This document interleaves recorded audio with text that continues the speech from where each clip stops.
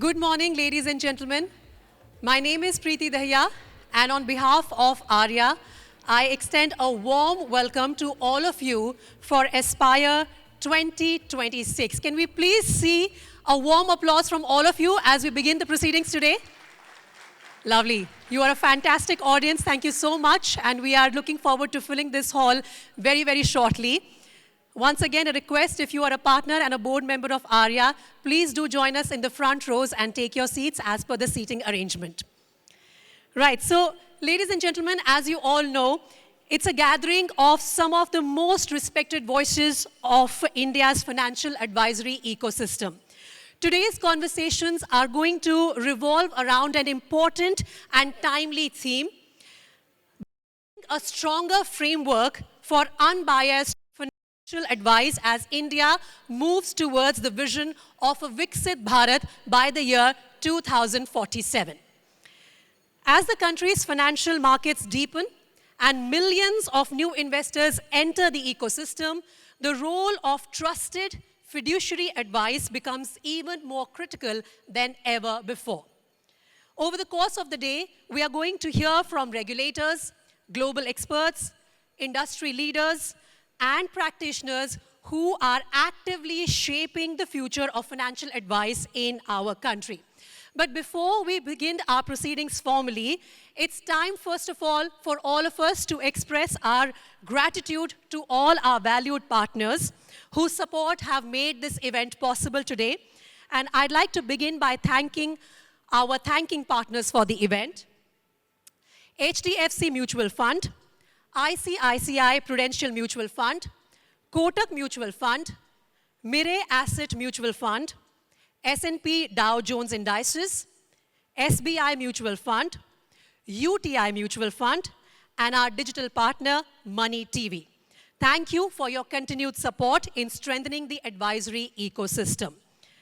So, ladies and gentlemen, I mentioned this before, but I hope that you all have enjoyed your networking breakfast and the conversations that you had there informally this morning, and I hope that that will continue throughout the day because it's a great opportunity for all of us to network and connect better. But let's now formally begin the proceedings of Aspire 2026. Now, to set the tone for the day, we will begin with a conversation that goes to the very foundation of market trust. We are talking about the role of regulation, culture, and responsibility in building strong financial markets. Now, we are very privileged to have with us Mr. Ram Mohan Rao, Executive Director at SEBI. Can we please extend a warm welcome to him? He's here with us in the audience. Sir, thank you so much for joining us for Aspire 2026. With over 25 years of experience in financial market regulation, enforcement, and investigations, he plays a key role in strengthening market integrity and investor protection in India's securities market. Mr. Rao joined SEBI in 1998 and has held several important leadership positions across the organization, including Regional Director for SEBI's Eastern Region in Kolkata and senior roles in investigation, supervision, and regulatory enforcement. Earlier in his career, he also served with the Serious Fraud Investigation Office, contributing to investigations of complex corporate fraud cases. And for this conversation, to steer the conversation with Mr. Rao, we will have Mr. Vivek Rege, founder and CEO of VR Wealth Advisors and a SEBI-registered investment advisor since 2013. Mr. Rege has over 20 years of experience in the investment advisory industry and has won awards for financial planning case studies in 2019 at Minneapolis and in 2018 at Chicago. He is a founding board member of ARIA and one of the past chairpersons. He is actively involved in partner engagement and advocacy committee, working with key regulators. So can I please invite both of you on stage, Mr. Vivek Rege along with Mr. Ram Mohan Rao. Please join us on the stage. We would be shortly having a fireside chat with our guest, Mr. Ram Mohan Rao, which will be steered by Vivek Rege.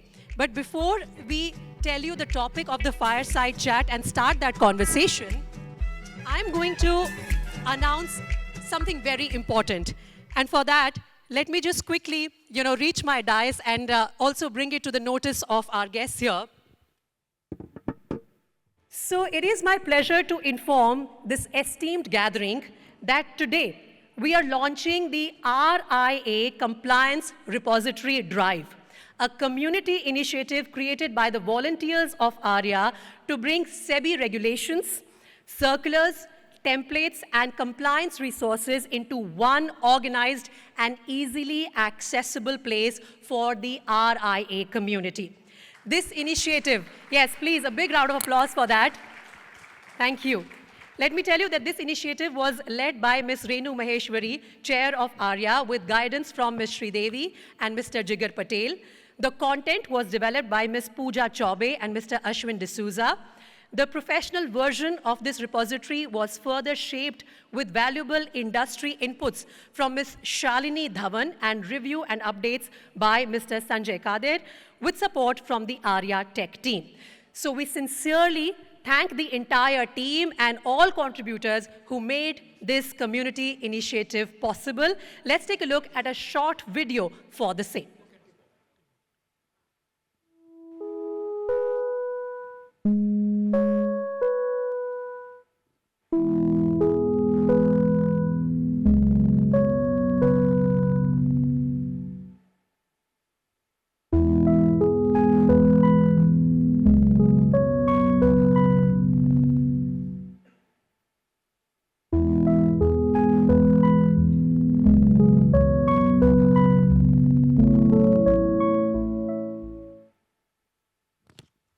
Can we please have a big round of applause?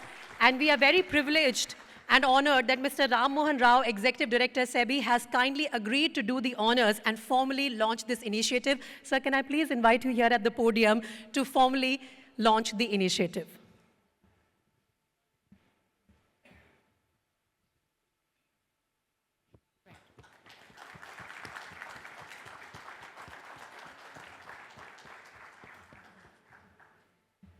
Thank you so much, sir. And it's a privilege, like I said, that we have you with us to start the proceedings of the day and, of course, for the launch of this great initiative put together by the members of ARIA community. And with that, it's also time for me now to hand over the stage to Mr. Vivek Rege to start that fireside conversation that I was talking about. In fact, the topic of this conversation is from compliance to culture, strengthening India's markets. We have our guest, Mr. Ram Mohan Rao, and of course, our moderator, Vivek Rege, ready for the panel discussion for this conversation. I hope you all start your day with lots to get and gather from this knowledgeable conversation. Over to you, Vivek. Thank you so much. Good morning, sir. Please have a seat. Morning. Friends, I would like to make a special mention that Mr. Ram Mohan Rao, apart from his, official, bio which we have heard, he's a fitness enthusiast. So he has been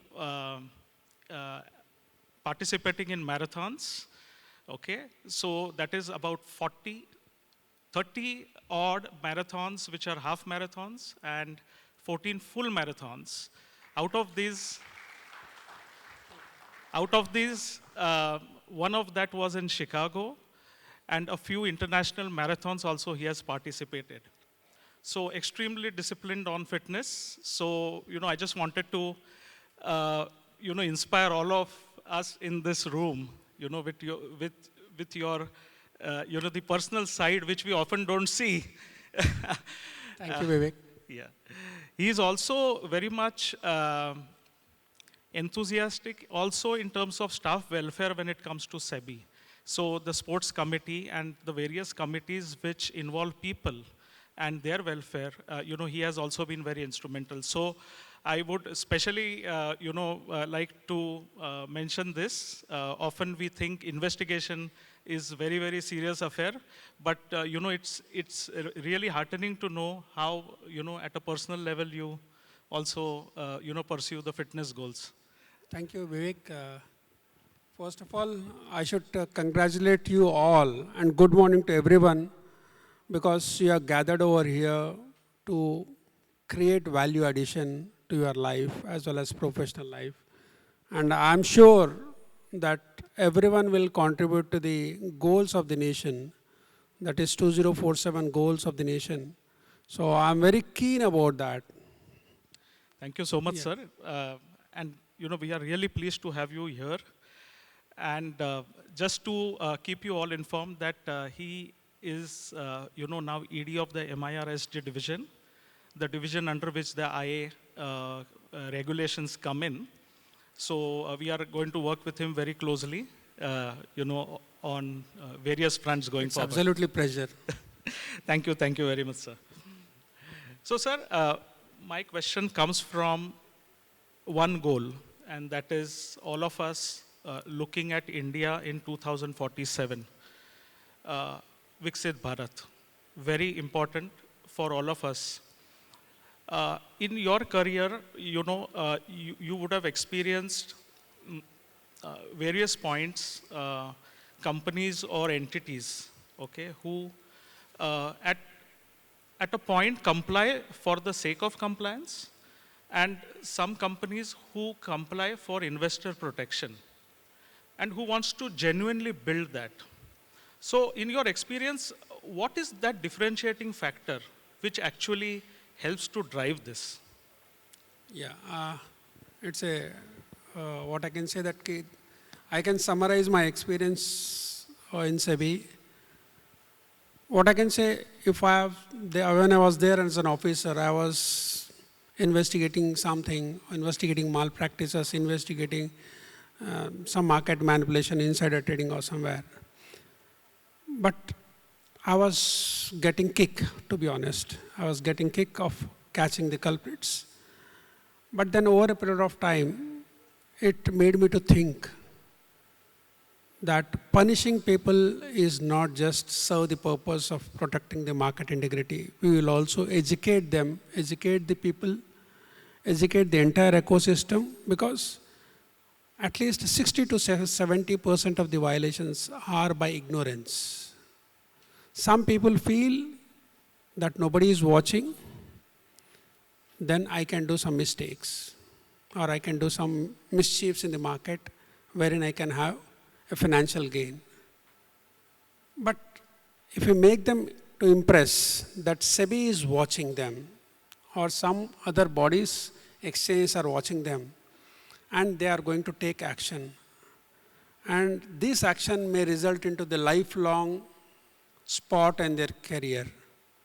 If we make them to believe, then automatically 50% of the market manipulations or market misconducts, I can say, will get vanished away.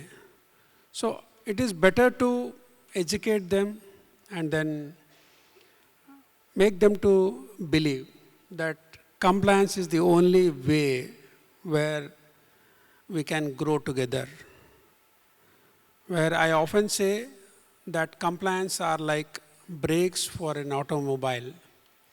If an automobile is not having any brakes, like even Mercedes-Benz, if I have got a Mercedes-Benz and if I don't have brakes, can I drive at a 5 kilometer speed? No, I don't take that risk. So for efficient speed or efficient growth, compliance is necessary evil, I can say. Very true, sir.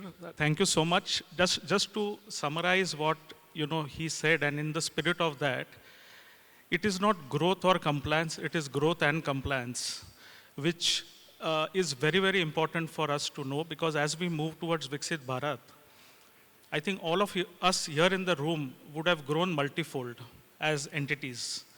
And we would definitely not have small practice, but large practice. And when we talk about it, it will be so very important to take this ahead in the next 2 decades from here. Absolutely. Yeah. Sir, one more point which I wanted to make, and you did mention about it, is that 60-70% of the cases are pure ignorance. Okay. And education is very, very critical at various points of time. So the ignorance is converted into knowledge and then very concrete action. what are the behavioral or governance issues, which SEBI most frequently observe when you are doing investigations? Sir, your experience goes from 1998 till date, which is a very rich experience. What are those one or two things you can see in any entity which differentiates, and how SEBI can advise the market participants going forward? See, first of all, I should say that we should bring a culture, compliance culture. We have to build as it is a religion. That means we always believe in our religion, mostly in our Indian culture. So we have to make them compliance as a religion. Then you start believing it, it is going to help enormous. And I can correlate with my marathons, I can say. See, running 42 kilometers is not so easy, and we will also face a lot of issues, health issues as well as mental issues. In that every time we used to feel, so we have to stop, I don't want to do further. But this is where every compliance officer faces the challenge. They always comes out with us to SEBI and say that, sir, this is not practical to do that. But if we don't achieve, we need to bring out the international standards so that we can bring the foreign capital, foreign investments, so that we alone cannot grow to just like that. We need several aspects to grow our entire ecosystem, for which our resources are not just sufficient. We also need to tap the foreign capital in terms of everywhere. I can say that in terms of the municipal bonds, in terms of REITs and InvITs, and in terms of mutual fund investments. Of course, mutual fund investments is like going in an automatic mode. But there are some other areas where we have not emphasized. We need to have the foreign capital. It is not foreign capital alone is not sufficient, but we need that to make the entire country to grow. So I say that compliance is not your responsibility. Compliance is a collective responsibility. It is my responsibility to ensure, and it is your responsibility to, I think you have to come out with the mindset. Thank you, sir. I think a very important point you made in what you said is the responsibility of the stakeholders. Absolutely. And it is not me versus you, it is us together, which has to be understood. It is not SEBI versus market participants, it is SEBI and market participants together, which can change the path for us going forward. Sir, in your career, at what point, and this is a question with most of the people, at what point does inspection convert into an investigation? And what is enforcement really? So just for people to understand, because these are words for us, and we understand the meaning of it, but what is the borderline where, it kind of moves from an inspection to an investigation really? When inspection is like looking out the compliances part, but there is, in case misconduct has added with mens rea, it may lead to investigation. So if somebody's intention to do something bad, then it comes to the investigation. If there is no, without any intentions, if you are doing some mistakes, yes. And I can also admit saying that I also has crossed several red signals in my driving skills. It doesn't mean that I am a habitual offender. I also feel that mistakes do happen when we are doing with good intentions also. So in such cases, there is nothing. We always have a liberal view. That is what I would like to say. But it doesn't mean that every time SEBI takes a liberal view, because when somebody crosses a small line for maybe around an inch, maybe if they cross, and if they feel that SEBI has taken a liberal view, then they will try to cross for 1 more inch. So over a period of time, 3 to 4 years down the line, they will start doing something wrong things. In such cases, SEBI will not tolerate. That is what I would like to say. Because people, we should know from our mistakes. Right, right.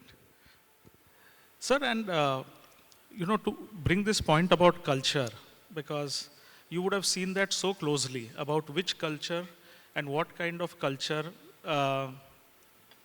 helps compliance, and in certain cases, what sort of a culture really you come into a point where things are investigated. Okay, what kind of mindset do all of us really need to have, when it comes to compliance as a culture? See, it is, first of all, it's only the mindset. We have to change our mindset. Compliance is not a burden. Compliance gives you wings to your business. So once we believe in that, and the compliance has to come from the top persons should think about more about compliance. It is only for the benefit of the organization.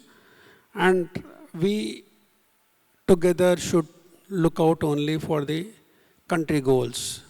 If you are not able to visualize what are the countries is going to have the market capitalization in the year 2047, of course, we will also aspire to look out for the event. But we need to aspire towards longer term goals. That is what I would like to say. We have to look and believe only for the long term goals. Yeah. Sir, I think you made a very good point, is that it comes from the top. And culture is driven from the top to the bottom. And that is where the people at the bottom would really respect what compliance is all about. And I've been speaking, on this topic and hearing a lot of people. So somebody quoted very nicely is that compliance is like breathing. You breathe in and breathe out. It should be so natural at times. Yes, it's very idealistic thing at times, due to ignorance or, the amount of circulars keep coming. At times it becomes slightly difficult to keep a tab on everything. I think as a community, as we are growing, we are understanding the importance of how to do it. Though we know, we may not really know how to do it and be as much compliant as possible to make sure that, as a responsibility, it has to be driven from the top, as you rightly mentioned. Sir, one question, I'm tempted to ask, in the age of AI and technology, what is SEBI looking forward to when it comes to something like investigation? And, in your experience or whatever you are seeing now with the changes, and earlier it used to be maybe a lot of papers to be scanned, etc. But with AI and the tech thing around, what do you think will be the role of investigation, and how, if you can just help us on that? First, let me speak about the AI, the impact of AI with respect to IARAs. And it is going to have definitely a very big challenge for everyone, every IA and RA, because it is going to replace the entire human intelligence. And it is going, but the role of IARA is to have the relationship with your clients. If you are maintaining healthy relationships and if you are giving you proper advices as per the tailor-made to the investors, then they are not going to leave you, and they are not going to rely only upon AI. So if you want to make sure that you have to withstand with the AI revolution, then you need to be in constant touch with the investor requirement, your client requirement. And with respect to investigations, it is going to change drastically. I can say that maybe in 10 years down the line, True. There's no human maybe not be involved over there. Maybe agentic AI may take over. True. That's right. That's right. But from an investigation point of view, does your role or life become simpler, or is it going to be? It is going to complicate. It is going to complicate because it is not AI in terms of my side, AI in terms of the the fraudster side also. They will also employ so many AIs. Sure. So it is going to complicate. It is not going to be easy because we have to keep up pace with them. That's right. That's right. So just on a note, because we don't know how SEBI works, but do you all undergo a training for something like this? Because this is very new in terms of, so is there anything where you would like to share with us? As many of learning skills, what you can say that when you are a student, you have to learn from peers also. You have to learn from your seniors, you have to learn from peers, and you have to learn from the market. So learning will be, it is like, it's an everyday affair. If you stop learning, you'll stop growing, and you will not be able to succeed in whatever the job which you are handling.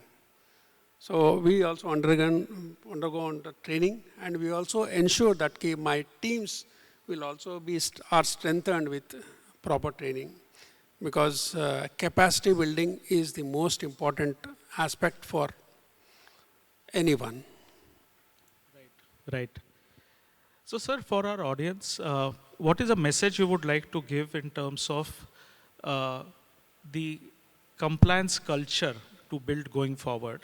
We have reached this point, and we are exactly at an inflection point where there can be a tectonic shift in which we may not even have imagined the growth of this community and the profession.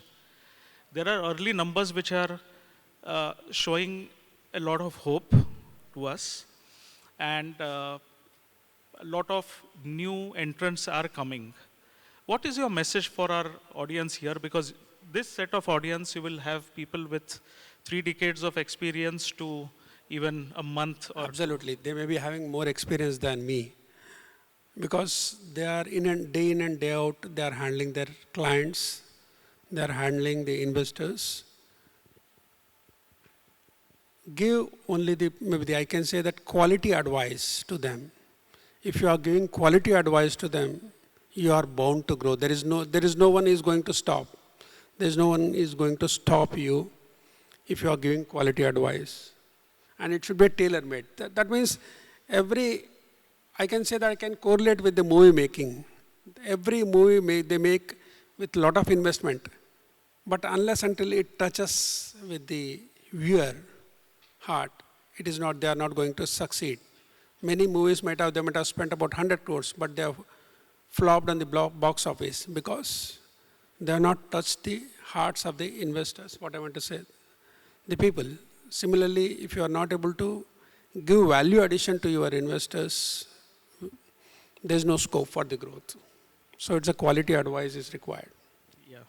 Thank you so much, sir. So quality advice with a sense of responsibility as a stakeholder, with culture and compliance. I think these are ingredients for us to really move forward towards the Viksit Bharat. And the experience what sir brings to the table today and what he's sharing is something which we need to keep in mind, as we scale up, because I'm definitely sure that a decade or 2 decades from now, we would definitely be at a very different level in terms of the size and the scale of the practices, where trust and time is in deficit today. At all levels, it is so very important for us to recognize the fact that something behind is going to protect us, and which is compliance, which very often as market participants, we look at it from another point of view.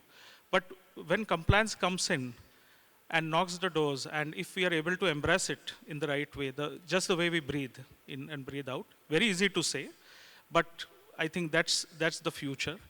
And therefore, it will take us to a completely different level.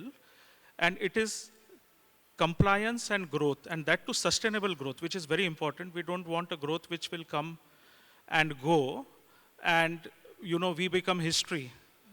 Yeah. So, and therefore, investigation, what I understand, is nothing but a way to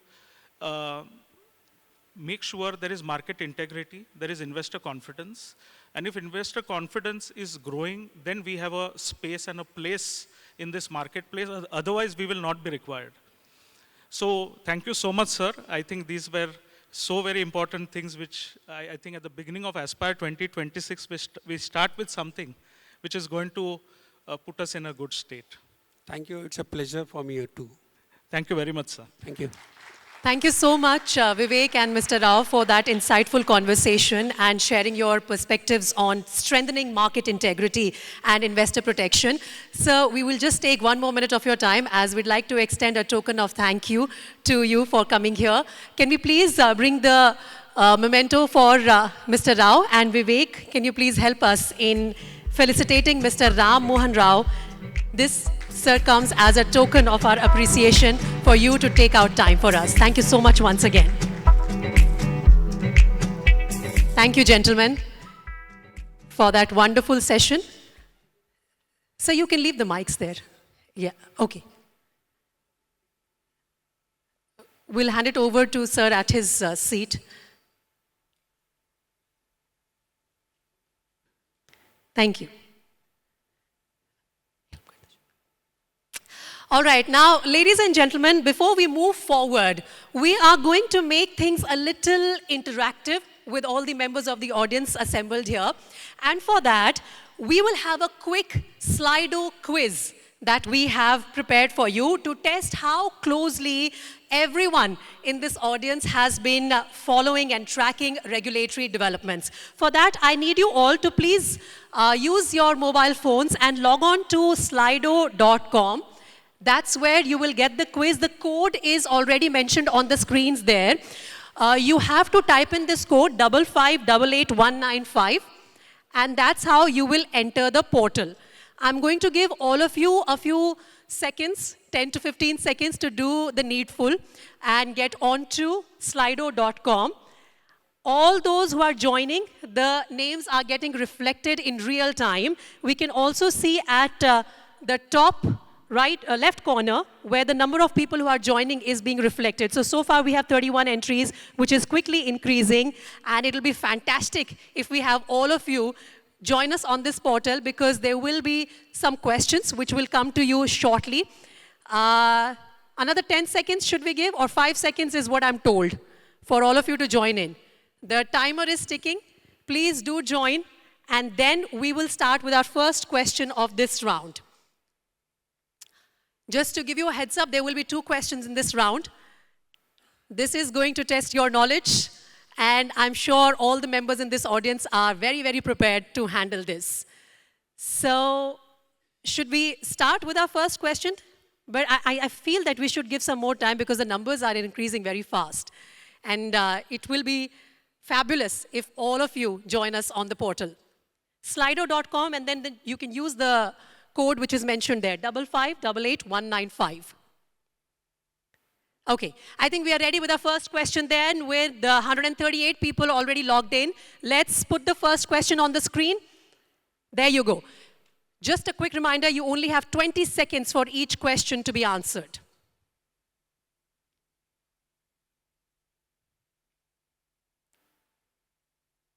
Remember, it's a live quiz. 5 more seconds to go for this one. Done. So we have the real-time answers also, which is the correct answer, will be reflected on the next page. 88% people have got this one right. And with that, we'll move to question number 2 of this round. Take a look. Again, 20 seconds to go.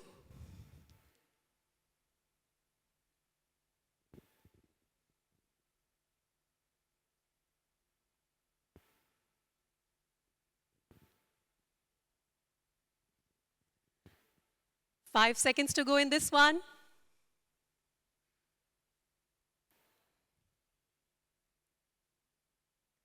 Time up. And let's get the answers as well. It's quite uncanny that we are getting the same percentage of people giving the right answers. Can we have the name of the winners for this round? Okay, there you go. The top 2 people on this list, Himanshu and S.R. Srinivasan, you will be getting some prizes for getting this quiz right. And I just wanted to tell you that you can collect your prizes at the end of the day from the registration counter. And if you haven't got right this time, please don't worry. The Slido quiz will come back to you all through the day. So I think all of you are going to get a lot of opportunities throughout the day to get involved in the Slido quiz competition.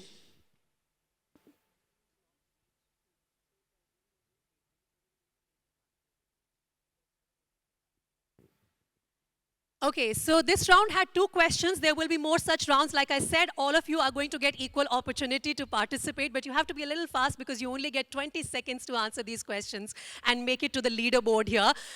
Just wanted to inform members of the audience here that we are waiting for our chief guest for the day to join us inside the hall, which is going to happen very, very shortly. Let's give it a few minutes, and we will be playing some partner videos in the meantime to keep you engaged. And we will have our chief guest, and then we'll start with the rest of the proceedings. In fact, I can see now that our chief guest has arrived. So ladies and gentlemen, please give it up for our chief guest for the day, SEBI Chairman Shri Tuhin Kanta Pandey. He's joining us inside the hall now. And we will continue with our program as scheduled. It gives us immense pleasure to announce the arrival of our chief guest. And now, straight away, with Sir being with us in the hall, we will start with the proceedings of the day. So to mark the auspicious beginning of Aspire 2026, we will invite our chief guest, SEBI Chairman Shri Tuhin Kanta Pandey, to please join us for the traditional lamp lighting. This will be symbolizing knowledge, wisdom, and enlightenment. And in fact, Ms. Renu Maheshwari, Chairperson of of ARIA, will be escorting him to the stage. Is that a part of aspiration as well?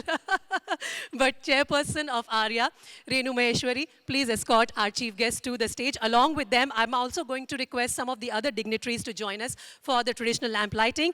Once again, Mr. Ram Mohan Rao, Executive Director, SEBI. Sir, please join us on the stage. Jeevan Sonporote, Executive Director of SEBI. Sir, request you also to please be with us on the stage. Kamla K, CRO of BSC. Ma'am, please, if you can also join us on the stage. Mr. Shashi Krishnan, NISM Director. Ms. Aarti Porwal, Country Head, CFA Institute. Mr. Chandrakant Surekha, Interim CEO of FPSB India. Mr. Navneet Manot, MD and CEO of HDFC Asset Management Company Limited. Mr. Nilesh Shah, Group President and Managing Director of Kotak AMC. And Vice Chair of ARIA, Mr. Amit Kukreja. Please join us on the stage for the lamp lighting ceremony. Can we please extend a warm welcome to all our dignitaries here as we proceed with the lamp lighting?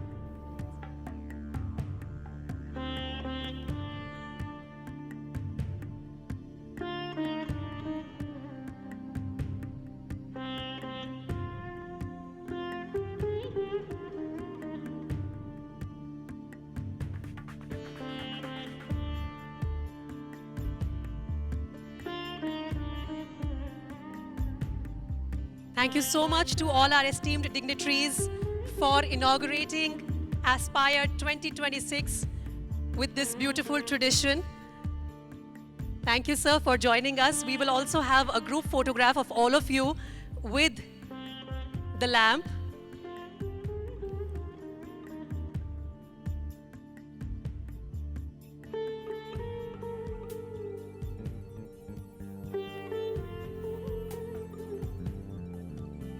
Can we please have all of you stand with the lamp for a quick group photograph?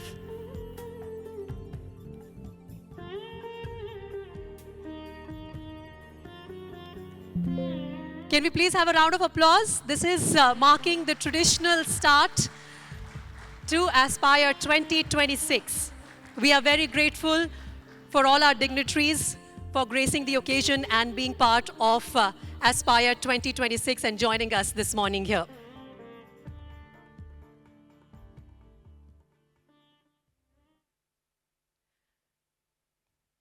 Now, with the beautiful tradition already done, it's time for us to move on now and to formally welcome everyone and share the vision driving this initiative. It's my privilege to introduce to all of you Ms. Renu Maheshwari, Chairperson of ARIA. She will be delivering the welcome address.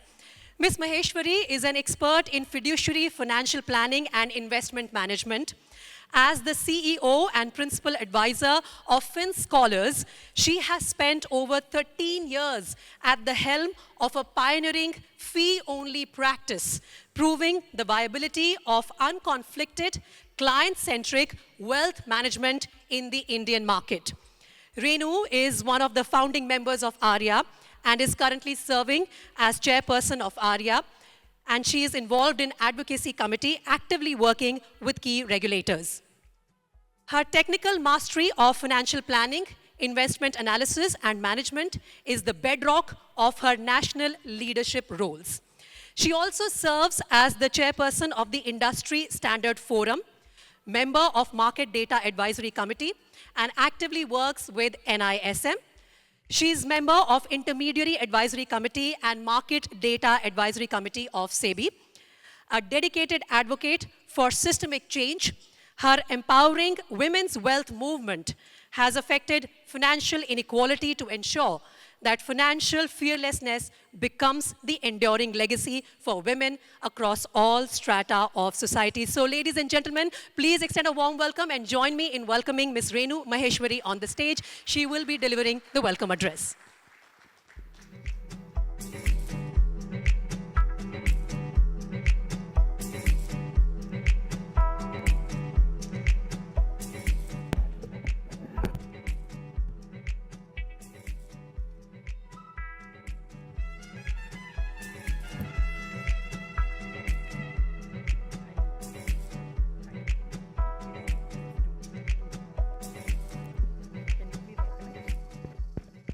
Can you all hear me? Okay, good morning, everyone. It's an absolute honor, and please forgive me. I'm short, so maybe you can't see my face. I'm gonna just move this way. Okay. Perils of height. Good morning, everyone. It's an absolute honor, sir, to welcome you over here. As a chairperson of ARIA, it's an absolute delight to be able to have you over here, along with all our dignitaries from SEBI and from mutual fund industry. Looking out in this room, what I see more than just professionals. I see the custodians of investors' trust. You are the human infrastructure layer, which is in between the vagaries of the market and the ultimate consumer of our industry, that's the investor. And we create that layer with our unbiased advisory. I would like to extend a personal welcome, very warm welcome to sir for being here. I know it's a busy day for him, but he has still taken out time for us. It shows that we are an important pillar in the ecosystem. We would like to believe that. More importantly, I'm thankful to all the SEBI officials, the current, the past, the outgoing, who have created this ecosystem where we are able to have a dialogue and collaborate with the regulator and lawmakers to give our contribution to developing the industry in the country for a Viksit Bharat. I sincerely feel privileged that we are able to play that role in the ecosystem today. Thank you very much for that, sir. We gathered here at Aspire 26 during a transformative period for our industry, and ladies and gentlemen, I can keep talking, so I'm gonna stick to the script, otherwise we'll run out of time. Our nation has set its sight on the grand vision of Viksit Bharat, but a developed India or Bharat cannot be built on the infrastructure of steel and silicon alone. We need to have a foundation of trust, and that's the infrastructure we are all trying to build over here. We have a dream that we should have frictionless, unbiased advisory services available to each and every citizen of this country by 2047. Simple dream, but quite audacious. But we've got, it gives us a target, plenty of things to work for. Some say that India is not ready for paying fees. We are not ready for a fiduciary advisory. I've got some data, please have a look at that. During the last 1 year, and this data is up to September, that's the data aggregation we are doing in the industry at the exchange at BSE portal. During last 1 year, we have serviced about 7.65 lakh customers, and more than that, we have collected 1,298 crores in fees. Ladies and gentlemen, give an applause to yourself. We are growing, we are there. There may be green shoots, we may look like a struggling, fledgling industry, but we are there. And we are gonna be there, and we will grow and continue to grow. The January 25 circular is the one which brought this clarity to the ecosystem. Trading call providers moved to the research analysts where they truly belong. What it gave us, two things. One is a perception in the industry that the number of RIs are going down. Trust me, we are not going down. It's just bringing in clarity. It's just the right core of people, advisory people who are staying in here now. So don't go by that number. Look at that, what we have right now. We currently have about 945 RIAs, out of which 727 are active. That means they are submitting their reports. So they are absolutely in practice. More than that, we had an internal data available to us. There are more than 30 to 40 applications which are coming to BSE every month. New RIA applications. So all of you who feel people are not coming, they're coming. It's just a matter of time.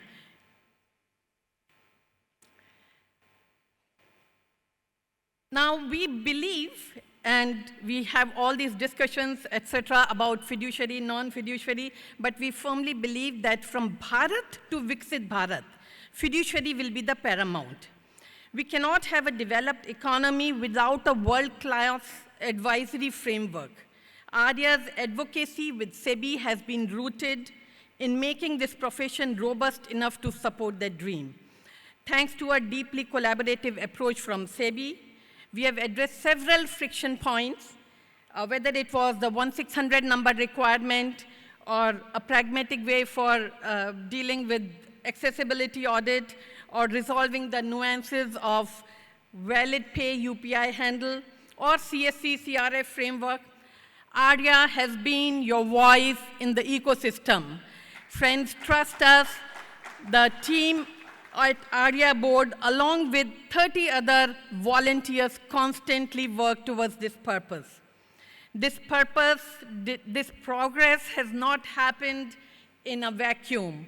This is an outcome of continuous efforts, what we call anvarat prayas, with the philosophy of karmane vadika raste ma phaleshu kadachan. Today, ARIA has a seat at Intermediary Advisory Committee of SEBI. ARIA holds ISF Investor Advisor Chair position. We are part of all the working groups whenever there is an issue, wherever IA is involved. We meet with BSE and SEBI officials on a monthly basis to sort out issues. We are working with all the education providers in the industry. That's NISM, Mr. Krishnan is here, CFA Institute, FPSP India. These are the three major education providers for our industry. We work with MFU. We have a voice with PFRDA. We were even invited to the Ministry of Finance's Finance Minister's pre-budget consultation meeting. So,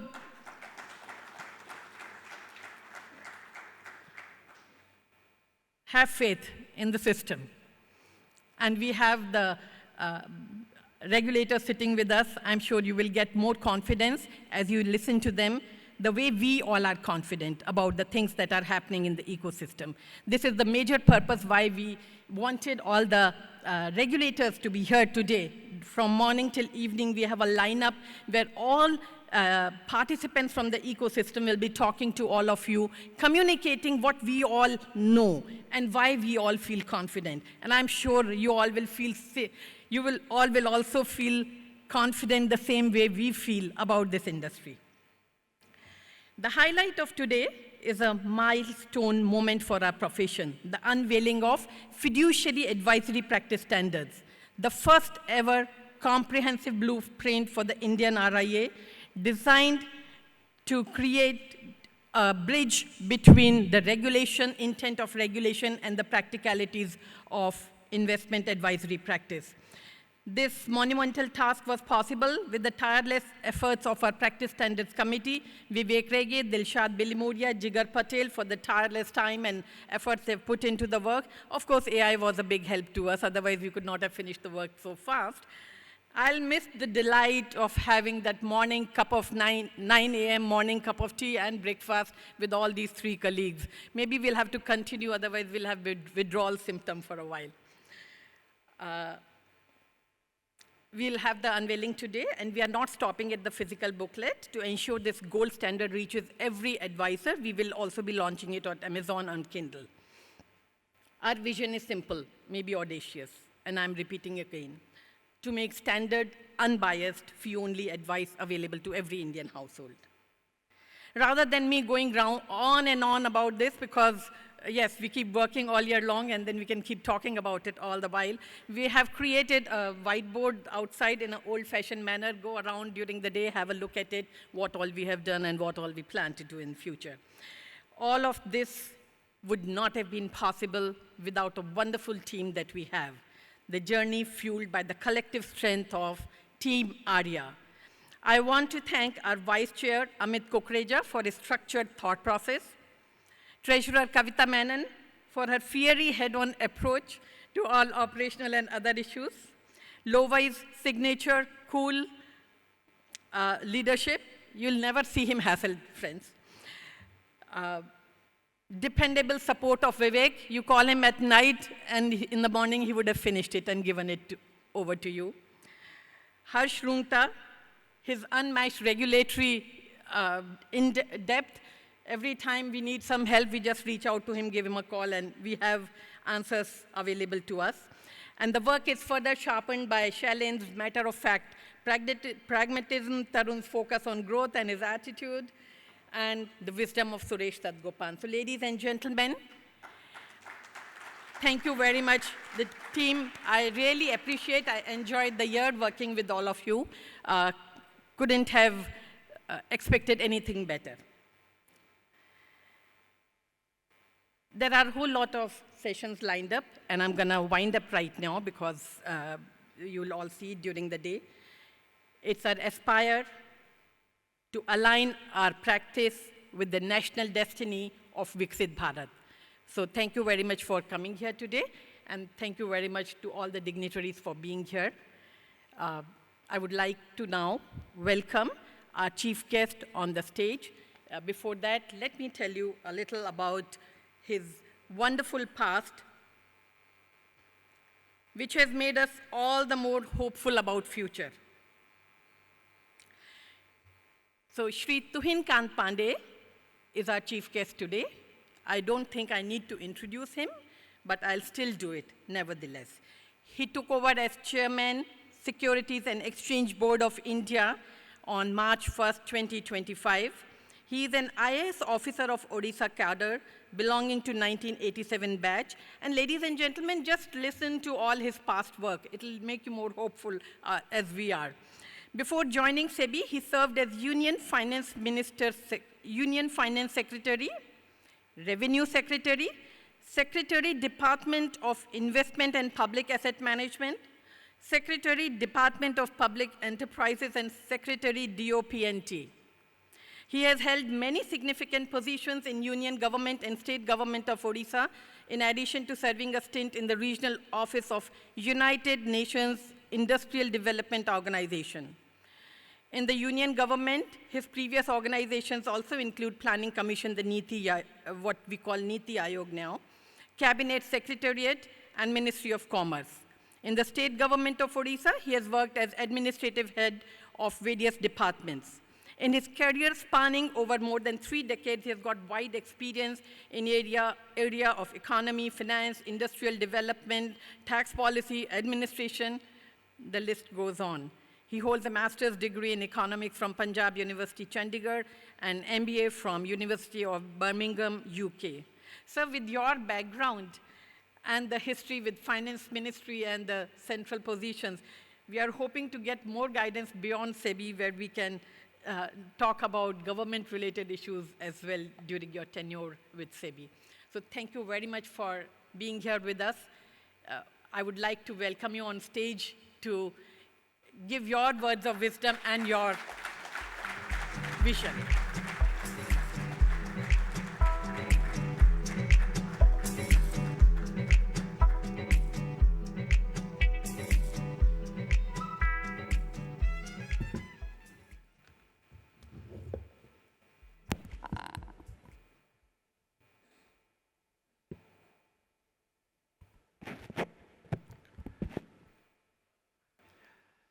Ms.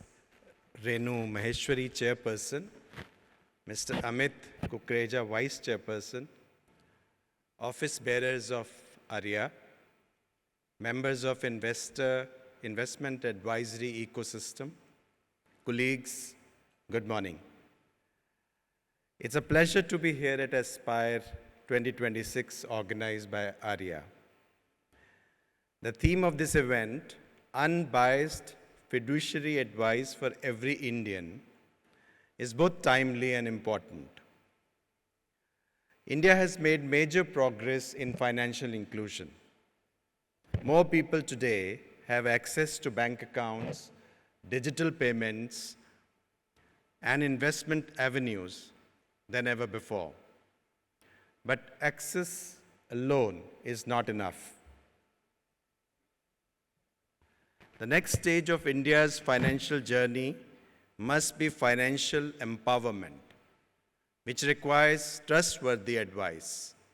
Advice that is unbiased, transparent, and aligned to investors' long-term interest. Today, I will share a few thoughts on the evolving agenda for investment advisors from a regulatory perspective. The investment advisory ecosystem in India is at an important stage of transition.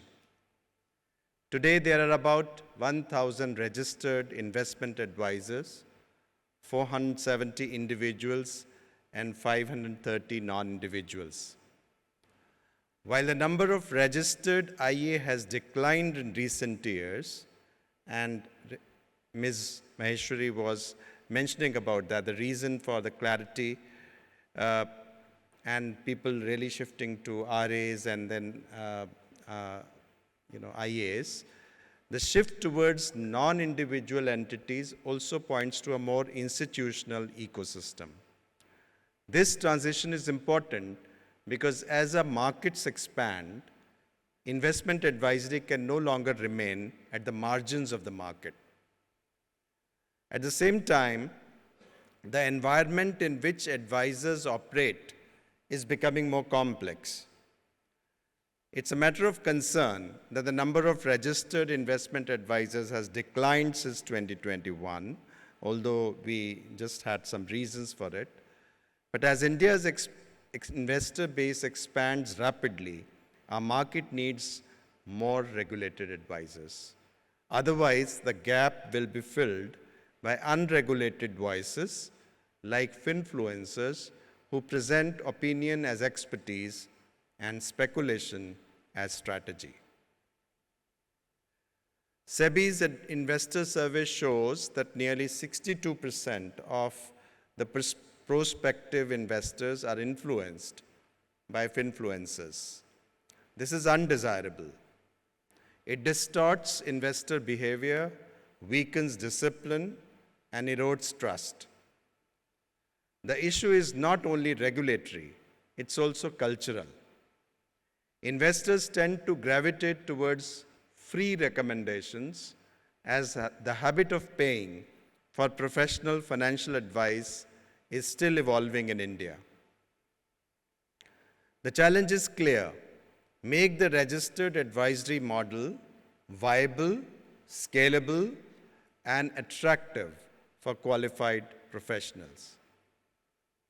Artificial intelligence is beginning to reshape advisory services across the world.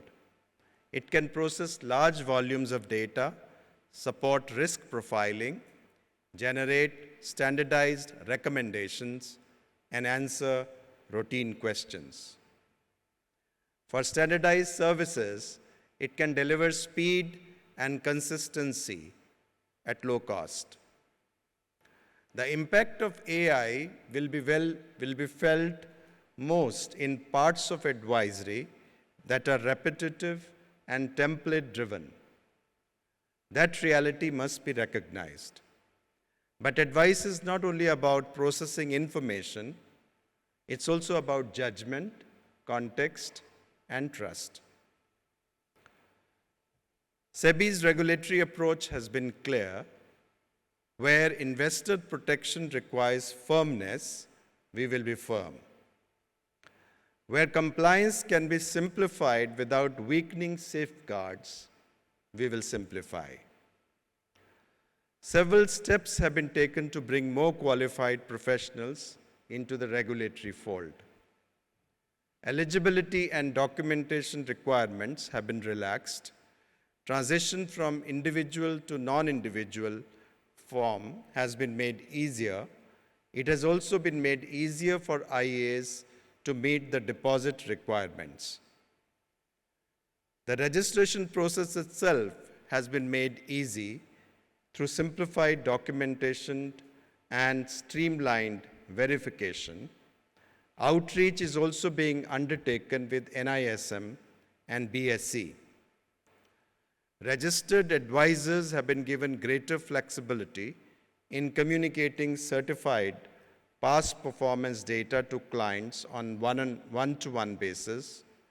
With operationalization of Parva, this process will become more robust. Advisors can also collect advance fees with client consent and charge fees for providing a second opinion. On the governance side, several important steps have been taken. Registered entities are required to disclose the extent of use of AI tools in the advisory process. Where execution or implementation services are provided through telephone calls, client consent must be properly recorded.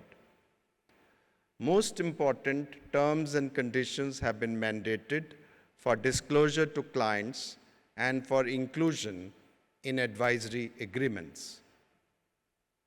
Regulated entities and their agents have been barred from associating with unregistered persons who make unverified claims or unauthorized advice.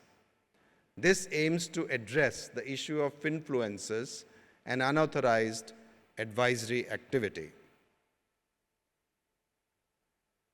Let me now come to what SEBI expects from investment advisors. First, please remain true to your fiduciary role. That's the heart of this profession. Your value lies in unbiased advice, and your duty is to act in the investor's best interests. That trust must never be diluted. Second, we expect advisors to help build a culture of responsible investing. India needs better informed investors. Many investors still enter the market with limited understanding of risk.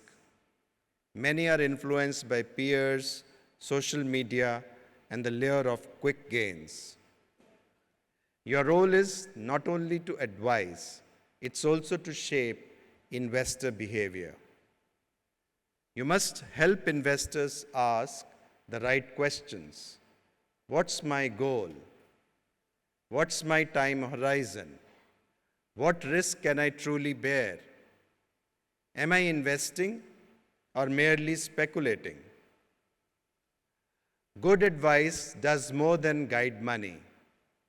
It guides judgment. Third, advisors must actively spread awareness against fraud and cyber risk.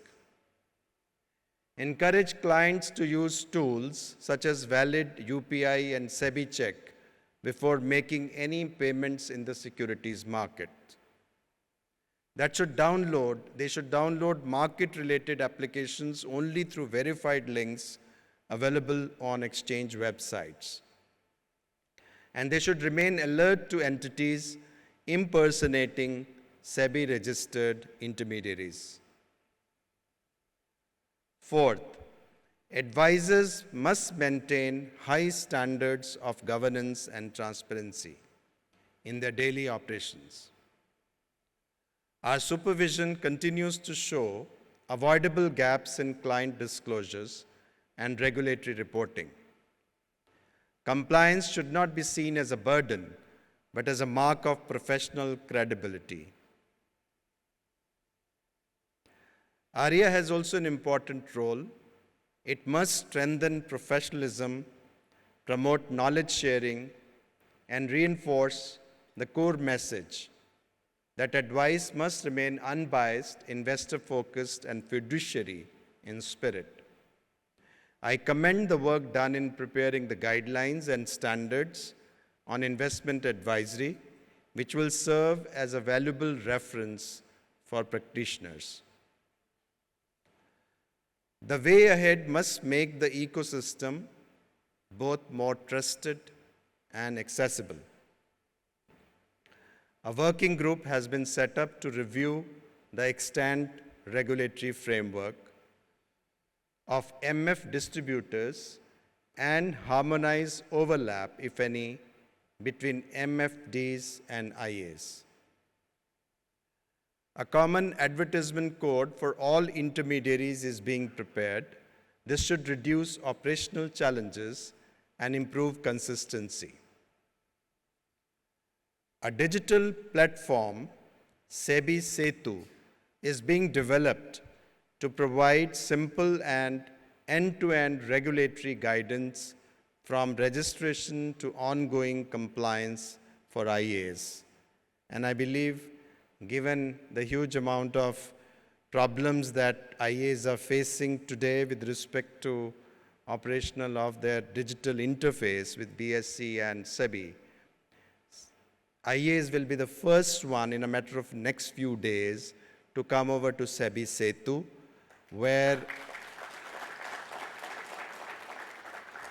the needless compliance burden, I would say the needless compliance burden, even to, for example, the possibility of uploading the emails and others, which takes, too much of a time. So I think there is a lot of operational issues.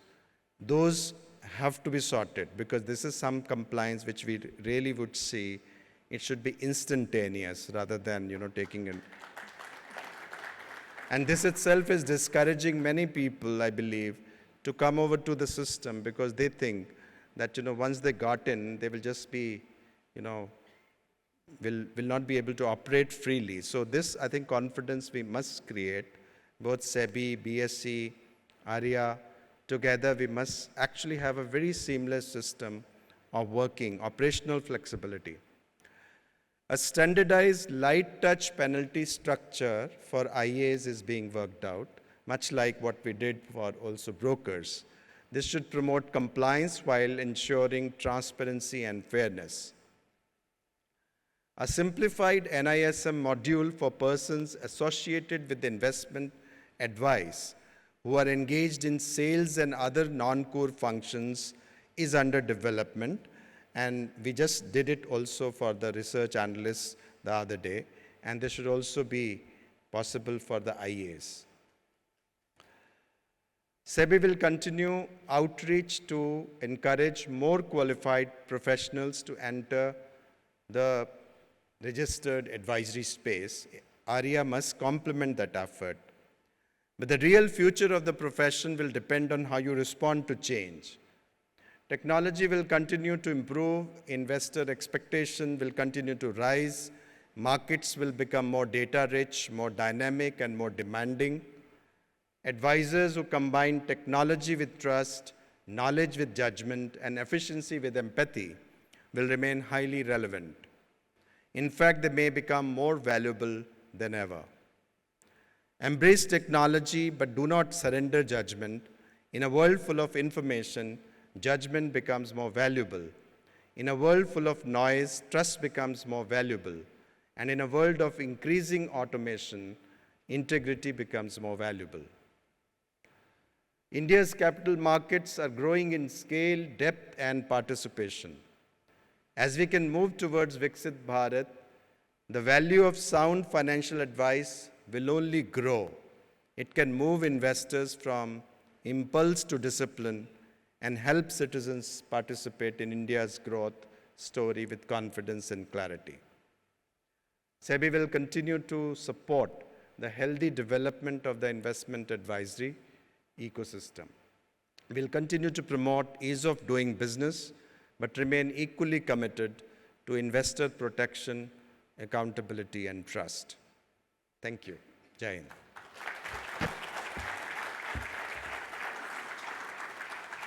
Thank you. Thank you so much, sir. We really value your insights. And I'm going to request you to please stay on stage with us because, it's really great to know from you the steps that SEBI is taking to protect the investors and also what are your expectations from investment advisors. And to put those thoughts in a bit of a conversational way, I'm going to invite Ms. Renu Maheshwari once again on the stage to start a Q&A conversation with our chief guest here. Once again, can we bring this up with a warm round of applause from all of you? Renu, with that, I'm going to hand over the stage to you to please take this forward.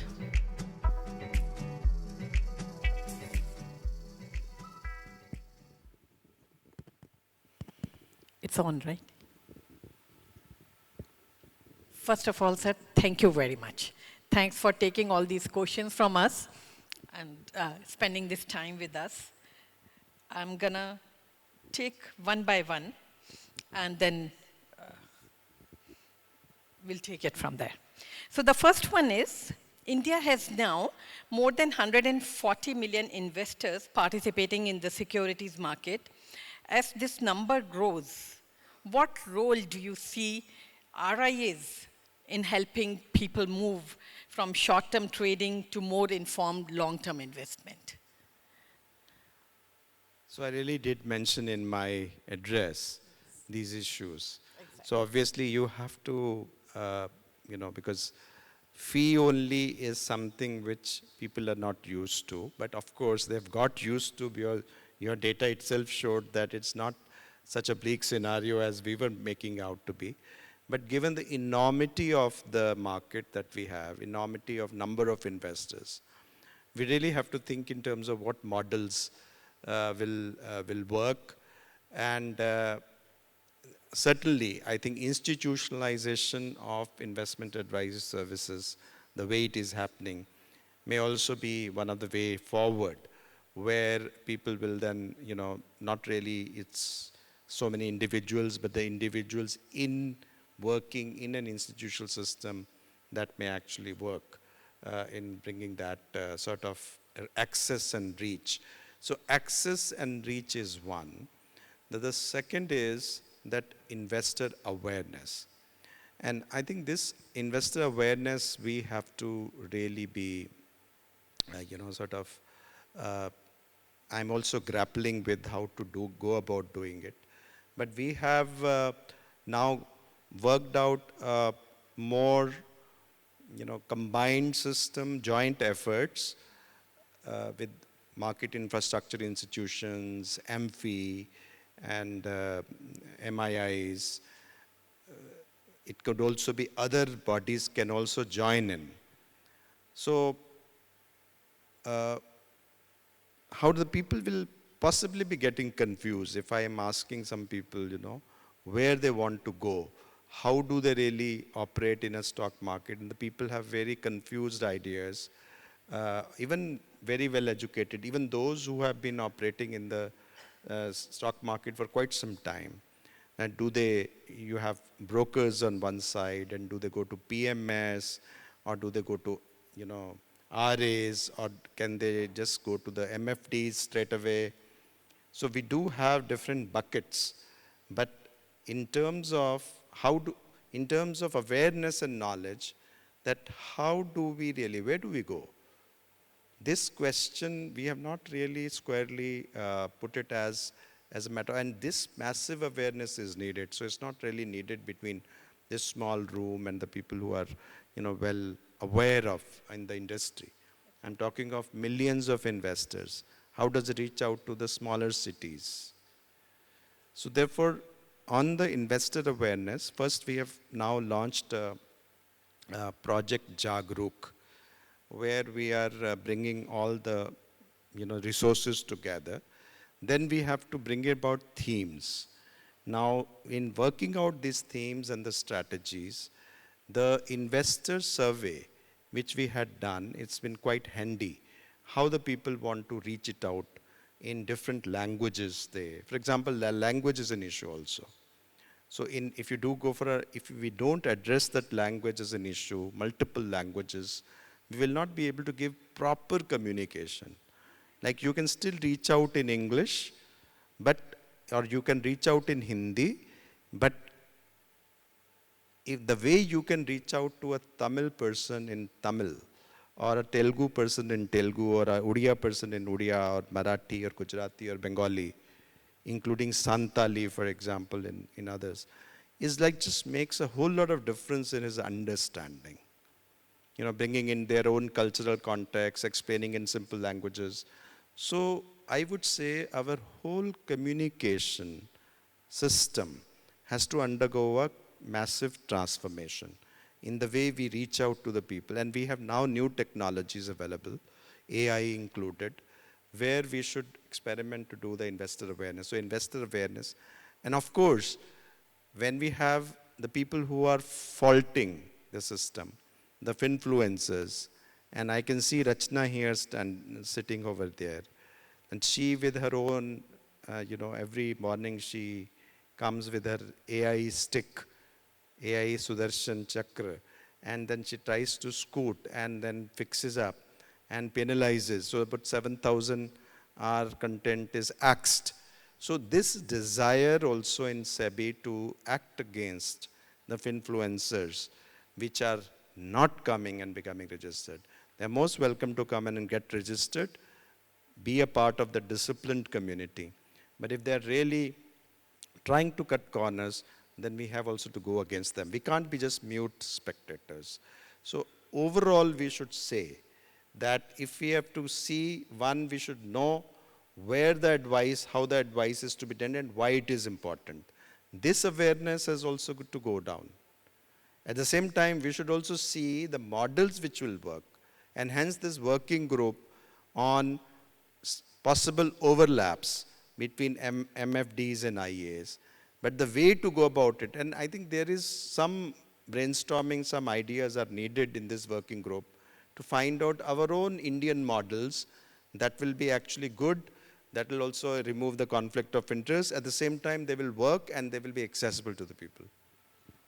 Absolutely. I think that gives us a very clear idea of how SEBI is thinking and how the system might be looking at addressing this issue. Sir, there was one suggestion which we had also proposed to Ministry of Finance about this, that should we not include this as a compulsory subject in all the graduate colleges? So at least, see, the current population will learn through all these awareness programs, but at least we safeguard the next generation, which will be out in the market within, say, 5 to 10 years. That way, everyone will have basic level of knowledge of the market, of what to do, what is what, and not be, we won't face this kind of an illiteracy in the society. And I know this is off the thing, but I want to share this particular incident which I had yesterday morning. I was leaving for Mumbai airport in Chennai, and I stopped by at Sangeeta to have my breakfast. It was a Sunday morning, the crowd was too much, couldn't find a seat. So I asked the guy, I said, मैं किसी के भी साथ बैठ जाऊंगी, आप दे दो ज़रा जगह. So I sat opposite to this gentleman. He works for an MNC. His wife is a senior officer senior level person heading a division of bank assurance in Stan Chart. He doesn't move beyond PF and fixed deposits. He says, I'll rather work hard myself and keep my money with me rather than put it in the market. Long time ago, I did invest in stock markets, and I was flabbergasted. This is the level of information and awareness with educated class. Forget everyone else. I think I'm giving a contrary opinion. I think he's a wise person. Sir, हम लोगों की दुकान बंद हो जाएगी इससे तो. The reason is I will give you another example. Yesterday morning, what happened? And in fact, with me, it happens every morning. Every morning, a retired person in this country who is either a doctor in a leading hospital, or he's a leading lawyer, or he is a professor, including Jeevan's professor. He's struggling with that professor. And they are, they would actually be negotiating great deal on picking vegetables, doing all this, haggling with the maid, where the maid wants to have an increase, and then there will be a haggling going on. No, not so much. But crores of money, their own retiree corpus, being handed over to somebody in a WhatsApp chat, where they get included. Someone goes to dark web, picks up the numbers of all these retirees. Their numbers are then added. They know how gullible they are. And in the name of some return, and all they have to show in a WhatsApp group, someone flashing that I got so much return, clapping, oh my God. Entire fictitious community is getting created. In a matter of 15, 20 days, these people start investing. Then they invest in, it's not in thousands, it's in lakhs. It's in lakhs, right? Absolutely. And then they lose. And then many a time, they have not even told their family members. And then they become the subject of guilt. They are not able to file something in the pool. And then even if you convince you have been completely defrauded, these people are still, says, no. The photo is real. Someone came to me, but someone can fictitious name. They're trusting the WhatsApp like anything. They think that whatever is written there or whatever one fake thing is being shown. So if you really calculate the amount of money which is people are losing, don't you think that he's a wise person to keep it under something which he knows his money is secured? So it is very easy to say that why the people are not making, coming to the market. But they're afraid. And that is how we brought in SEBI Check. Now the question is, if we are able to take SEBI Check to every home, like everyone, it becomes like almost like, LIC जैसे बोला ना, LIC आज भी है, घर भी है आपके साथ. वो उस तरह का, if it gets into their thing, then the people start looking. There will be tremendous amount of money. People will be there to actually get a fee and advice. See, how much of the money will he spend on getting a good advice? He's now losing a 3 crore of money in a matter of few weeks. And what he would have spent on you and a good registered advisor on really going now. Now, this particular contrast has to be made. Like people have to be told, it has to be, campaign has to be done. Here is a model which you do, and here is a model where you can have professional advisors go, speak to them and do that. Before you do anything, don't come and invest in the market in just in this way and getting duped. So, again, we have come back to the question of investor awareness, investor comfort. The way the people do, the way we design our communication, the day we design our product, people are completely confused about the financial services industry. They don't know what to do. If you go to insurance, that fellow is there, there'll be some relationship manager, he will get it, he will look at that money and he said, oh, put it in insurance. He's not really saying, okay, whether the insurance is needed for him and what's the kind of return which is getting. Exactly. A mutual fund distributor would say, oh, put it in mutual funds. So every fellow, some fellow will say, my good old PF, my good old bank is fine. So I think you have to let him not lose. He's not making optimizing returns. He's giving some return, but he's not losing that money either. So that is where the question is. And during this conference, you must, during the day, we all must think how to communicate, how to bring the knowledge, how to do the product design, how to make people, and then so that it ingrained in me, they're ingrained in us that this is the way to go. Yeah. This is a disciplined investing. This is how I diversify. And that particular communication has to go very deep in multiple languages. Totally agree with you, sir. And I think, I'm glad that the top leadership is also thinking the same way we all are thinking. I think that gives a big comfort feeling to all of us. And we at ARIA, we are all committed to work along with the regulator and along with the system to bring about any of these awareness programs, take it to the masses. We have volunteered, I do not recall the names, but lots of our people have volunteered with NISM's program where they are going down to the panchayat level and talking in local. More of it, we need your ideas on how to design information, how to design communication strategy. So, आप अपने मतलब मिलके आप ये सोचिए कि क्या करना चाहिए, कैसी कम्युनिकेशन करनी चाहिए कि लोग कहें कि नहीं, मुझे यहाँ पे जाना है, मुझे ऐसे करना है, मुझे इस तरह से नहीं करना है. तो वो कम्युनिकेशन हमें डिज़ाइन करना पड़ेगा ना, उसका फिर मोड, मेथड, मीडिया सब डिज़ाइन करना पड़ेगा, लेकिन मैसेज, कंटेंट वो कैसा हो जो लोग समझ पाएँ और जो लोग उसको ग्रहण कर पाएँ. See, this brings us to a very interesting thing we had few years back, and sorry, I'm not following the textbook questions that we had designed, sir, but we had some discussions last time. We had an interesting resource in one of our conferences who spoke about behavioral aspect and how they change the behavior of people tracking the, crossing the railway tracks. I think we need to be, this is next assignment for ARIA probably, we should be working on those unconventional methods of being able to reach out and talk to people. Because if you look at it, and this also brings me to the pre-designed question, that we have so many of, we call our model the path of least risk for the investor.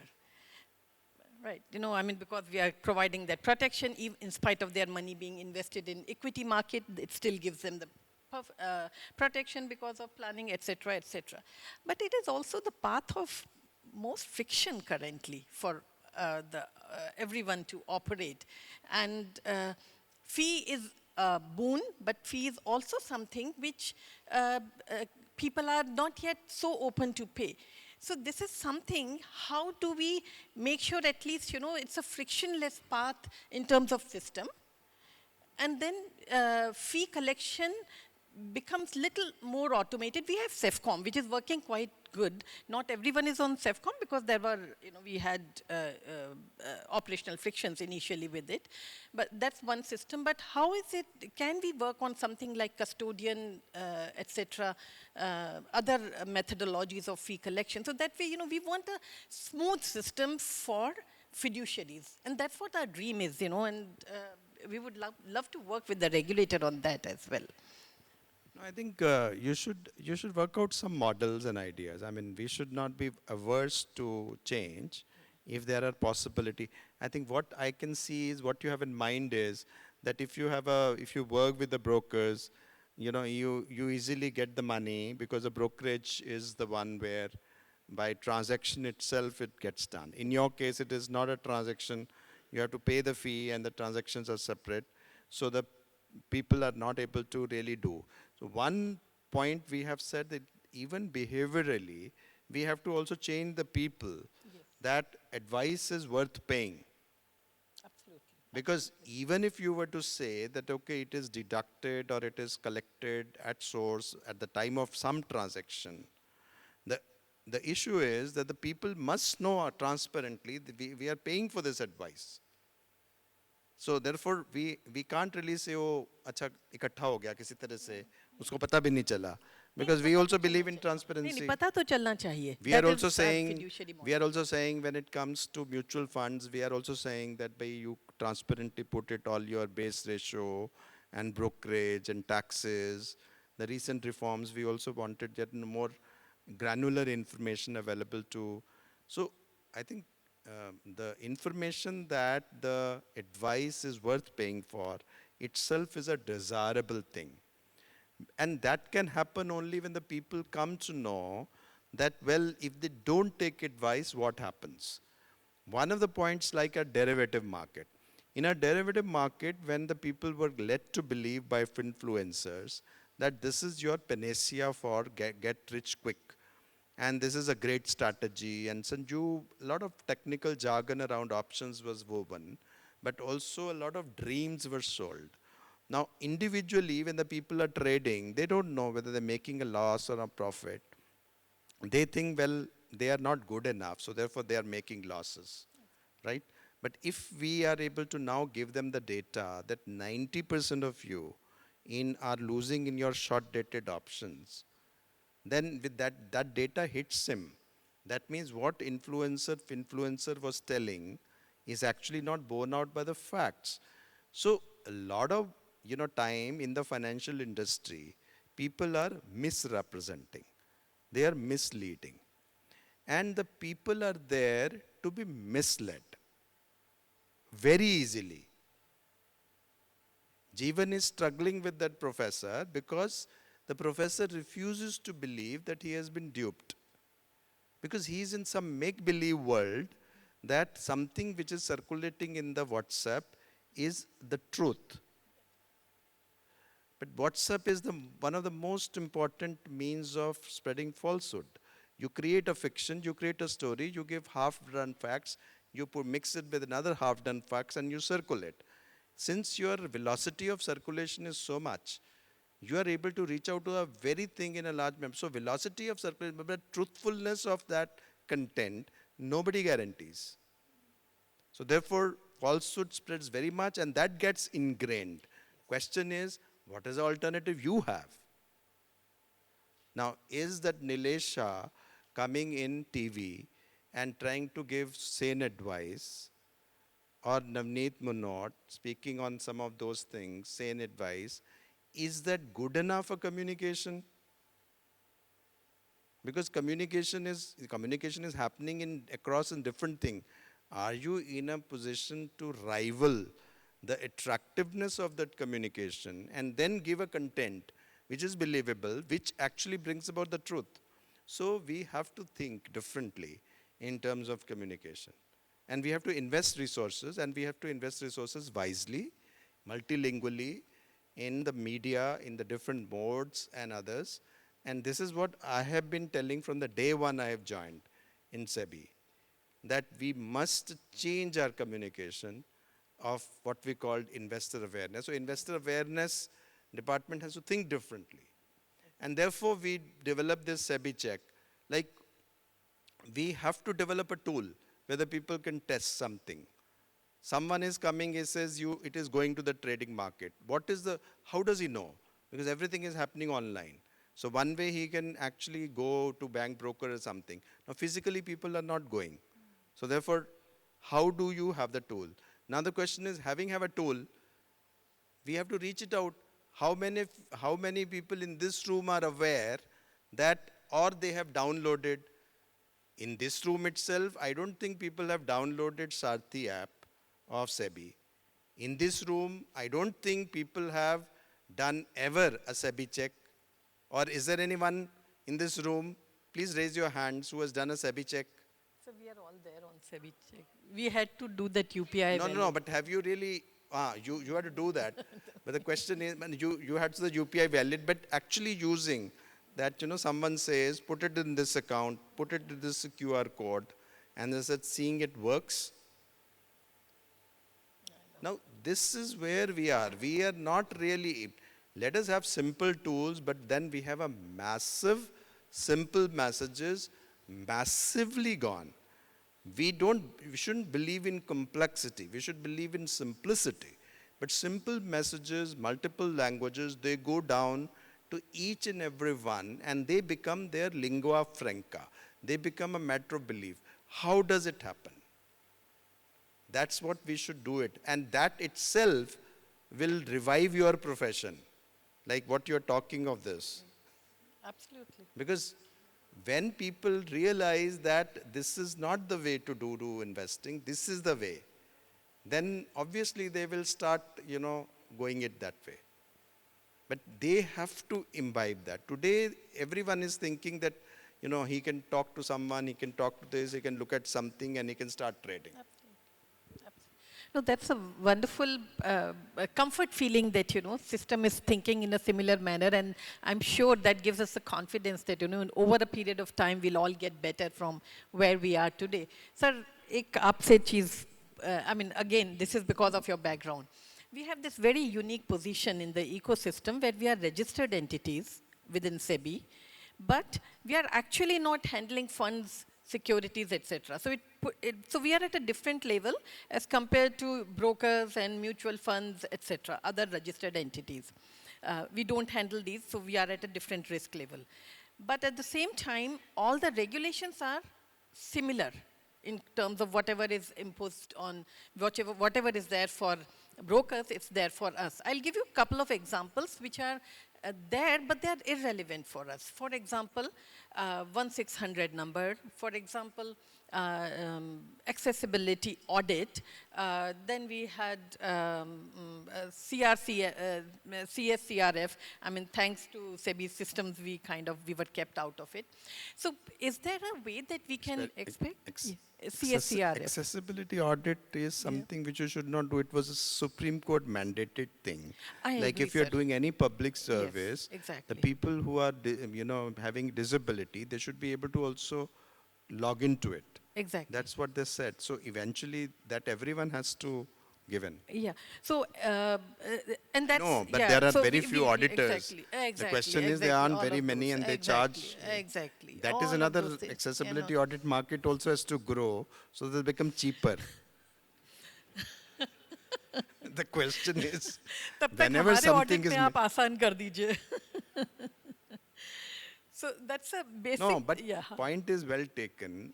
If we go by a simple principle of proportionate, regulation. Yes. Sometimes what happens is our desire to make it sometimes simpler. You make something and make it applicable for everyone, and we have to say really do some exceptions like this will be applicable for except for 1, 2, 3. So wherever we have this possibility, we must do. We must explore. And I'm sure that in your committees and working with SEBI committees, they will be very much, they will very much appreciate this idea because most of the SEBI committees and SEBI departments, they are going towards proportionality in their regulation. And regulations are getting changed, ease of access being granted, simplification, also overhauling of regulation. So consistent with investor protection, but not overburdening the industry. So this is the message. Yes. So doing that balance is something which is being done. Sure, you get all these points to the relevant people, they will work on it. Yeah, that's very encouraging, sir. Thank you so much for that. We will definitely make use of all the places where we have been given a seat to talk about these things. Because we sincerely believe that whatever is best for the investor should also be the easiest to access, which is what we are lacking right now. Can I go ahead with one more question, sir? Sure. Thank you so much.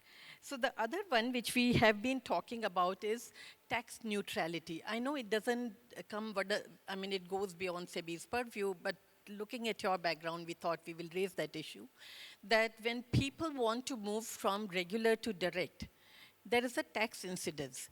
which is preventing investor to make a choice which is most appropriate for him. So we are not talking only about regular to direct, but we are also talking about direct to regular if someone is bought by himself and then he wants to take it under some ARN number.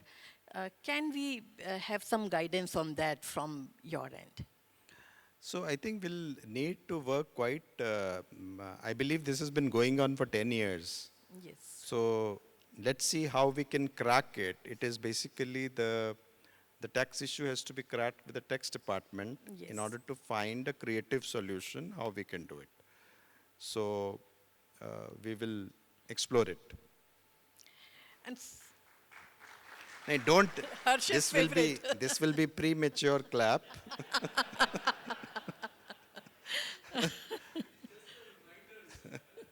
But maybe we can, maybe after some time when we go deeper into this, but certainly it is like an alternative, is a direct or versus this, it becomes actually a different, get into a different stream. yeah. So we have to work it, and once we have, cracked this, the code, so to say, that, and here the AI will not come handy. And not at Here all. we have to do the human Exactly. cracking of the code. Exactly. So we'll also need cooperation from the mutual fund industry for that, because direct has got a separate NAV, regular has, so I know it's complicated, but nevertheless, we will always keep making a noise about what we think is most Mutual appropriate. fund industry will look at how it impacts their own fees also. Every sound fiduciary advice doesn't end up in business for some. In fact, there are a lot of frictions which are there, which create a lot of jobs for people. If your frictions are removed, the jobs are removed. Absolutely. Legal advisors, they thrive on friction. If you make it frictionless, you will have more of, less of jobs for them. Today, AI is taking away a lot of jobs because AI is able to do something that others can't. So we have to constantly grapple with our own industry requirements and what the society requirements are, and strike a balance where we can do that. Yes, sir. Thank you for bringing down our excitement. Sir, this is one of my favorite questions, and I think I ask it everywhere. We have now as an investor, if I go out to invest, I have a multiple set of what we can call an alphabet soup in front of me, right? PMS, MFD, RA, RIA, broker. From investors' perspective, if you look at them, it's very hard for them to distinguish between these terminologies and how do we reach out to to whom we reach out to. We did have this circular by SEBI on social media disclosures about the transparency to digital handles, etc. So I know some work is happening, but is it something which SEBI has ever thought of, or anything that you have in mind about how do we deal with this situation? Look at it from investors' perspective, not from an MFT, RIA, or RA's perspective. How do we reach out? How does an investor reach out to the right person? So that is where the question I started with. The very first question, that you have so many things, then how does an investor know where to go, how to go about it? The second is, can you collapse everything into one, which means a very drastic restructuring of the whole regulations and the way industry is. So I would like to just hold my breath on that, because I don't think that, sometimes we can do the overhauling just because it is an ideal. There is something also called path dependence. We are not writing on, clean slate where we are designing the system today, right? If you were to, for example, today design on a clean slate how I make my software company, it will be just completely different from what it was 20 years ago, 25 years ago. But you don't have the luxury. The industry which is today is a software industry, well established, so much of money of investors invested into them. They don't have the luxury of doing this fine, sort of doing. New companies have that luxury. So how do we do the, sort of doing it where something is happening, a plane is flying and you have to fix up some wires there. And if you really have a new kind of a plane, obviously this industry has to shut down, but it will take its own time. So therefore, we should really be mindful of this exercise and say, what are the different kind of alternatives we have? Even if we have the first best alternative is to completely rethink, right? Is a very favorite title of every conference that you do. Reimagine, rethink. Let us, re-engineer. Because that's the way the people come together, something thought to be bigger. But what we may end up in doing, maybe doing something more, let's fix up these operational flexibilities, let us do this kind of thing, because the rethinking sometimes mean that the entire participants in that room have to wind up their business. Will they do that rethinking? It is like, it is happening. The coders who wrote their, existential question, that code writing is dead. Who wrote it? The coders. So the coders then said that now code writing will be dead. So sometimes it happens that people are writing their own existential question, much like the humanity is saying that if we have nuclear bombs and let us fly nuclear bombs, so make everyone dead. So that is one level of rethink. The second level of rethink is that within that thing, how much we can do and how much we can there. So you have to set your level of ambition and then think what we can do. We can do it at different levels, which is while this must be the best method available, but still I think let us explore the second best, which is this way to go. So actually that's where, we were talking about clarity of function between each SEBI intermediary and of course ultimately investor awareness. They should know what they need and then they go to the market and buy it. Sir, one last question. Many advisors over here have chosen to operate under the fiduciary model despite the challenges involved. I know you have been giving us lots of guidelines, but your final message on this, what message would you like to share with the community? I think I've said it. And if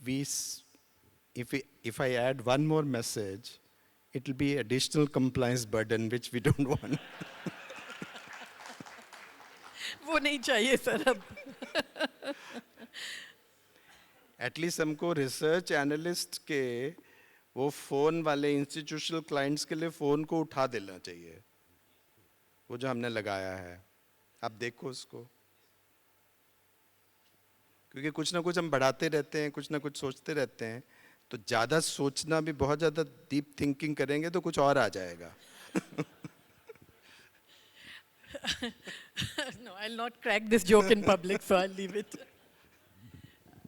But thank you very much, sir, for spending your time with us. I'm sure it's been a very useful and motivational conversation for all of us. We really appreciate that. Thank you very much.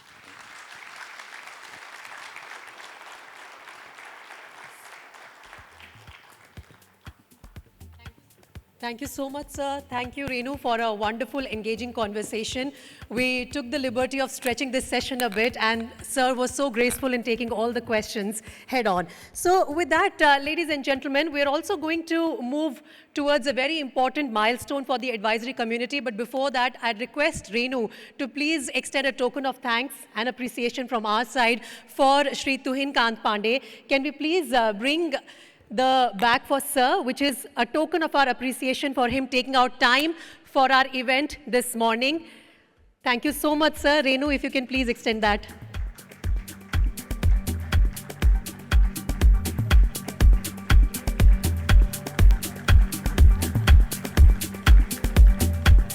SEBI compliance. Does it reflect SEBI compliance? I think This is below the belt hitting.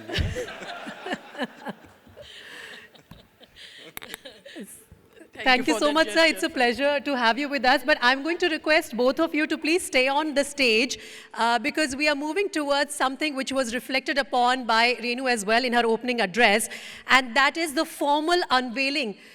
Sir, so for a few more minutes of your time on the stage because we are marking the formal unveiling of the Fiduciary Advisory Practice Standards book, which is an important step towards strengthening professionalism, consistency, and trust in the advisory ecosystem. Ladies and gentlemen, these standards aim to create a clear framework of best practices that reinforce fiduciary responsibility and elevate the quality of advice delivered to investors across India. We have our chief guest, Shri Tuhin Kanta Pandey, already with us on the stage for the official unveiling. And along with Ms. Renu Maheshwari, I'd like to invite some other dignitaries as well on the stage. First, can I once again request Mr. Ram Mohan Rao, Executive Director of SEBI, to please join us. NISM Director, Mr. Shashi Krishnan. Sir, if you can also be with us on the stage, we'll have all of you with the book and join us on the initiative. I'm also going to invite on stage Member Practice Standards Committee, Ms. Dilshad Bilimoria, Standards Committee Member and ex-Board of Director, ARIA, Mr. Jigar Patel, Member Practice Standard Committee, Volunteer ARIA Board, Mr. Vivek Rege, Member Practice Standards Committee and current Board of Director, and Mr. Amit Kukreja, Vice Chair of ARIA. All of you are requested to please join us on the stage.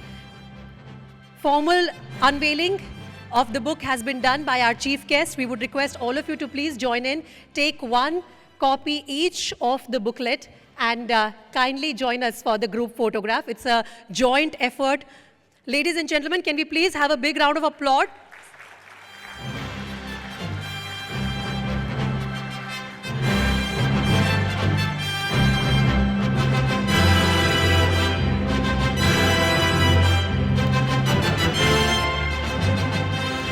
Thank you for applauding this significant step forward for the profession.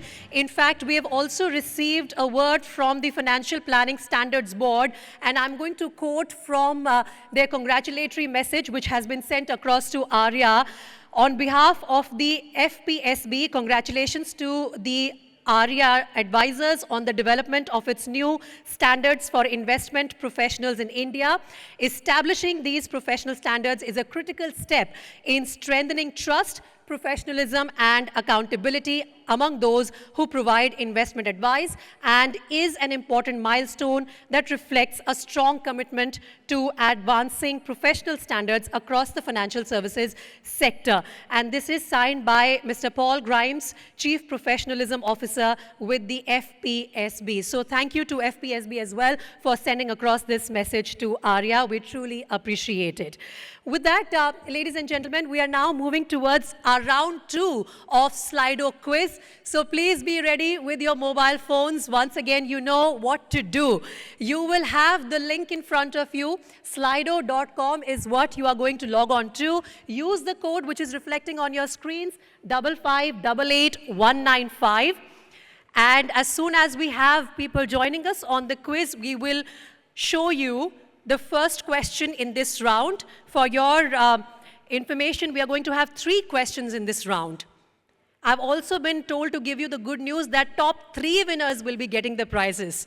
So please make sure that you are going to be a part of that in this particular round.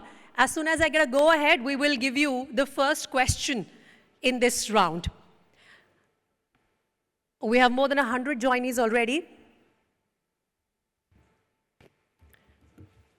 Shall we wait for a few more seconds? I think it's easier for me to track all of you joining on the portal from here. Let's break all records, all of us. All right, we are set to give you the first question in this round, and it is now reflecting on your screens. 20 seconds to answer each question.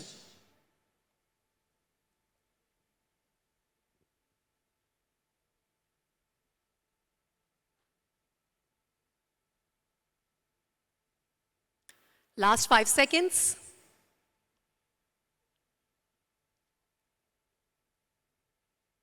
And this is how the voting happened. 71% for option C. Is that the correct answer? Well, that is the correct answer. With that, let's now get you question number 2 of this round. Timer has started, ladies and gentlemen.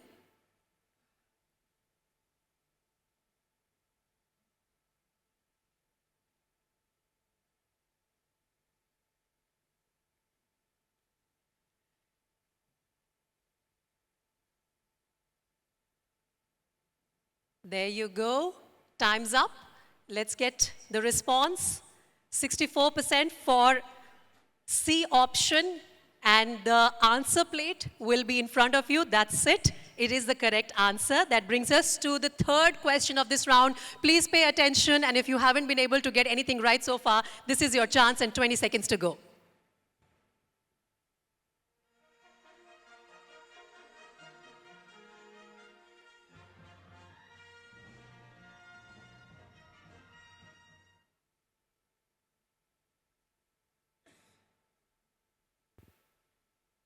And with that, it's time's up.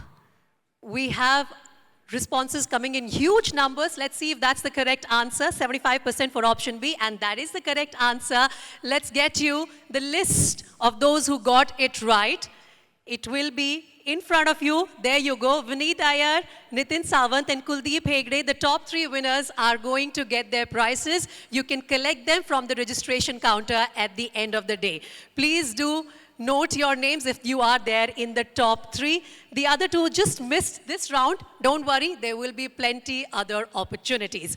With that, ladies and gentlemen, we will now break for tea and networking break. Please do enjoy the refreshments and reconnect with your fellow delegates. Also, let me quickly tell you all that this is the time when you can visit our stalls, which are there in the pre-function area. Please do pay a visit to all the stalls as well, and we'll resume the conference in just about 30 minutes from now for our first panel discussion of the day. Thank you so much.